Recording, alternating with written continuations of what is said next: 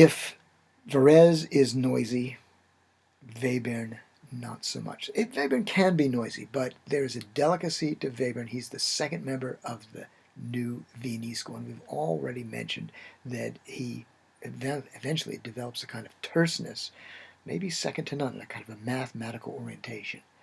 There were those in the early years of during World War II, that maintained that his music was a secret code. He starts out as a post-romantic. He has his atonal period, and that's our fifth featured piece from really the last repertory. We're playing catch-up here. And this is the notorious 5 pieces for orchestra that, Schoenberg did 5 as his opus 16. This is opus 10. Berg will do an opus 6, but he's only got 3 pieces, but there's time for that. In these 5, they last under 5 minutes. They're like 4 minutes and some. First movement, they're all supposed to be atonal, and Schoenberg at one point talked about, this is a paraphrase, it's easy to turn a sigh into a full novel, but to reduce a novel into a sigh, to have joy expressed just by a gesture, that's the new art. So, back up, in some ways, Schoenberg's small pieces, they weren't a problem for him, but I think he eventually just wanted to go on. Brevity was the soul of wit for a while, but then not. For Webern, it's almost always that way, although he, ironically, in his third period, which is, surprise, surprise, pieces actually do get a little longer. Atonal, well, once again, check this out. First of the 5 pieces for orchestra. These are also great examples of Klangfarben Melodien. You could analyze it kind of tonally. I know this is heresy from some counts, but check this out. Suppose it's in a C major minor kind of situation. This could be T, and it's initially done by, I have this written down because I couldn't remember, by trumpet and harp, and then the next one, T-do, and that is from celesta and harp, and they're really short, and viola, and then back to the T, and the next time it's actually flutter tongue flute with that harp, and the trumpet is always muted, and then you have from the glockenspiel, could be May, So, Re. That sounds like Hauer. Unbelievable. The end of this little piece, there's a beginning, middle, and end. It's very Aristotelian. That's Aristotle. And at the end, it's the Fs. But I think I got this by memory. So the Fs, boom, boom, boom, boom, and it goes flute, trumpet, harp. Very nice. Second movement, absolutely manic scherzo. We played these with the Composer's Chamber Orchestra a while ago. It goes by like a flash V on a house, but it's a ha-ha, pretty nasty one. French horn and the trumpet at the end, wah! And it's over. Then the slow movement, it's the long movement. Is it more than a minute? And it's got the ABA sort of thing going on, some ostinati in the background. And then, fourth movement, the world's shortest piece of classical music that is kind of in the repertory. It's 23 seconds long, and it's 6 and a fragment of a measure long. And the gesture, bum bum bum bum bum, from the mandolin, and then ba ba ba ba doo doo doo, various instruments, boom boom boom boom, doo, and then at the end, that's the middle section. At the end, the violin, da doo doo doo doo, and it's over. And speaking of that, the last movement is great too, but we gotta move.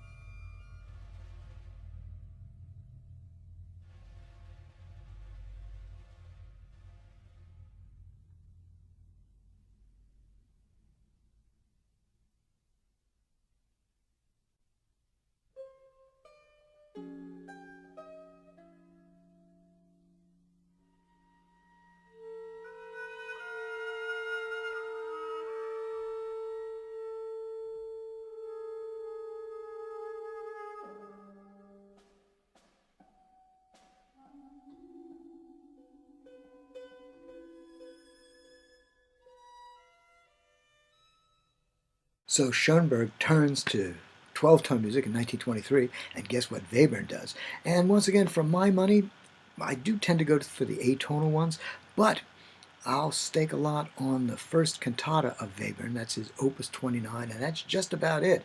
He goes up overall to Opus 31. Oh, we got to talk about his death, but we don't want to do that quite yet. I'm also running out of power on this computer, so we don't want the computer to die too. But let's take things sequentially. It is a secular cantata, both of his cantatas with libretti by Hildegard Joan. And we'll hear something to do with the wonders of nature, some surprise symphony gestures in the explosions of thunder and lightning. Donner, a Blitzen. No, that's got to be wrong there. He was also influenced by Renaissance music. He actually did a dissertation on the music of the Renaissance composer Isaac. I once, just for purely academic reasons and compositional, erased all the accidentals in the beginning of this piece, and by golly, it sounds kind of Renaissance-y. As we saw in the Five Pieces for Orchestra, he is also very interested in pointillism, which we think of as a French artistic thing, but just these little dots of color. It's that Klangfarben Melodien idea going on. And in this case, you really only get 2 or 3 notes by any one instrument, and they all kind of hocket and interlock. Nice turn of phrase there. All right, the overall output of Webern, you can put all of his music on, 5 LPs, and that's the way I grew up. And for the life of me, I thought I had the recordings in my catalog, or my library out in the other room, but I can't find it. But so I took a picture on the phone. Can we see this? Is it going to turn out? Let's see. Oh man, that's a bummer. It really doesn't. There it is. Yeah, that's the complete works of Webern, kind of unfocused, as done by Robert Kraft. And here's where we'll take away the accolades for Kraft. His performances sound hasty, pretty unflattering. I love reverb. No reverb, they're just kind of hollow, wooden. So for my money, as I was growing up, this is where I cut my teeth on Webern with this wonderful album. We got some Gustav Klimt on the cover. Tremendous. And we didn't mention the Schoenberg 6 pieces for male chorus. They're pretty wonderful. Oh, there's that second chamber symphony, but it's the 5 pieces for orchestra, this recording, and the cantata number 1. Fantastic. The 4 songs of Berg, pretty good too. Early Berg.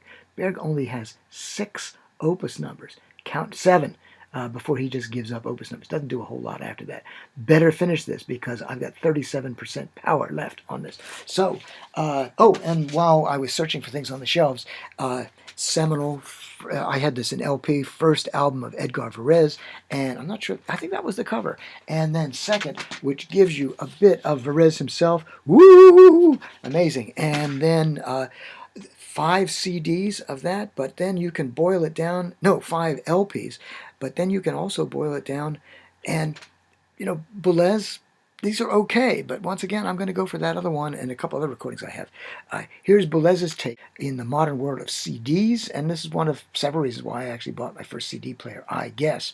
And that is now 3. Did I say that right? 5 LPs, but now just 3 CDs. Entire works of Anton Webern. And how does he die? I'm glad you asked that. During the occupation, he kept his head kind of low during World War II. He was not Jewish. But I think both Mahler and Schoenberg had converted to Christianity at some points in their life, and then they both came back to their roots.